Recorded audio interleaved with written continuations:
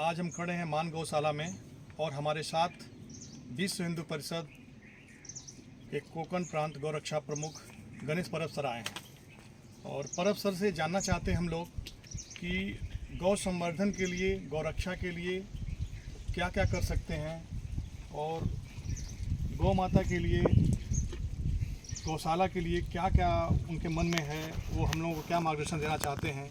हम चाहेंगे कि गणेश परब सर इसमें हम सभी का मार्गदर्शन करें और बताएं। परमेश्वर की हमारे भारत भूमि के ऊपर बहुत कृपा रही है। ये प्रकृति ने हमारे यहाँ पे अनेक सुरक्षा चक्र दिए थे।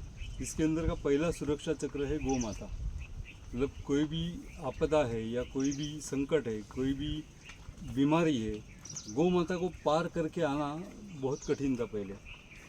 दूसरा सुरक्षा चक्र है अपनी तुलसी माता और तीसरा सुरक्षा चक्र है जो हमारे घर के अंदर अभी आज मसाले जो कहते हैं वो सब औषधियाँ है, ये अपना तीसरा सुरक्षा चक्र है।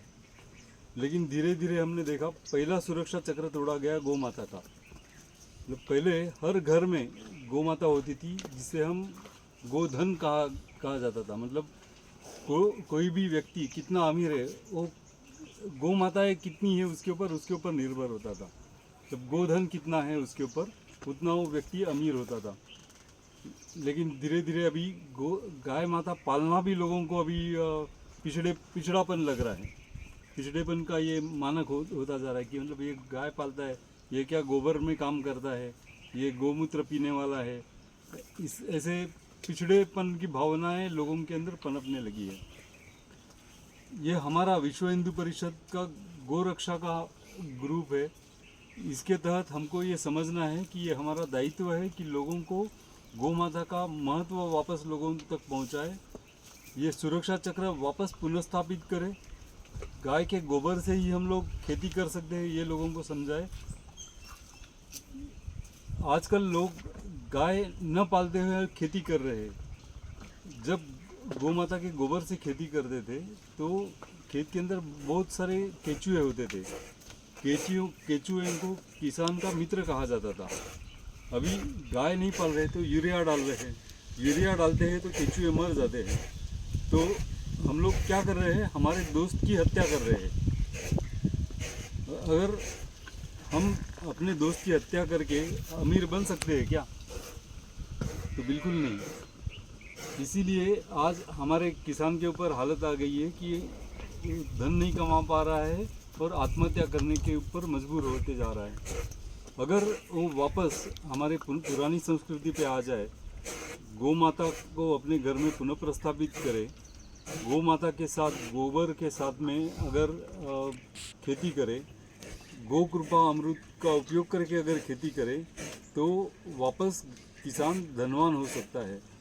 लेकिन अभी हर किसान के पास तो गौ माताएँ है नहीं, तो इनके जैसी गौशालाएँ है, वो गायों को पालन कर रहे हैं।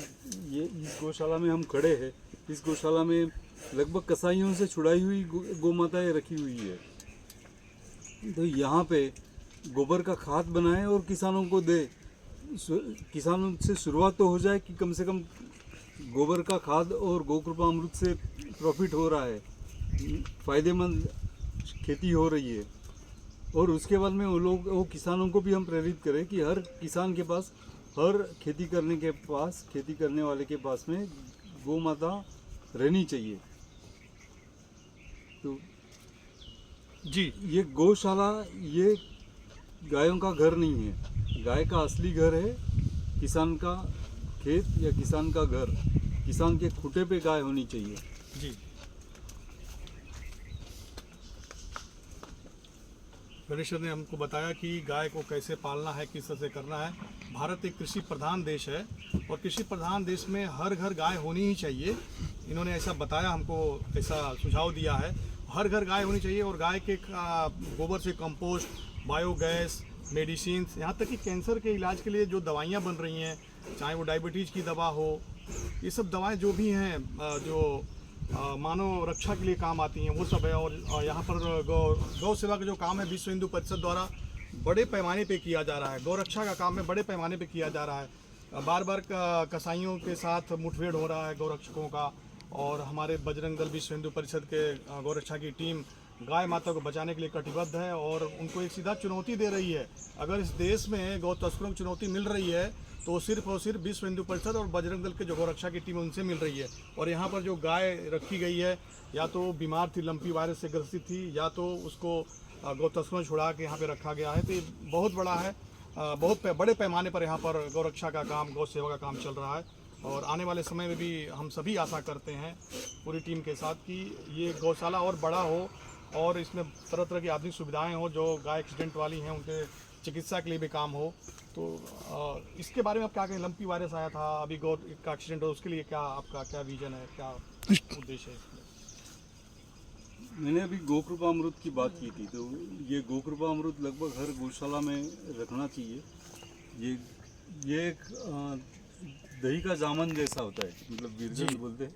मतलब 1 लीटर आपके पास दिया तो उसके ऊपर आप हज़ारों लीटर बन सकता है, वो कभी ख़त्म नहीं होता है।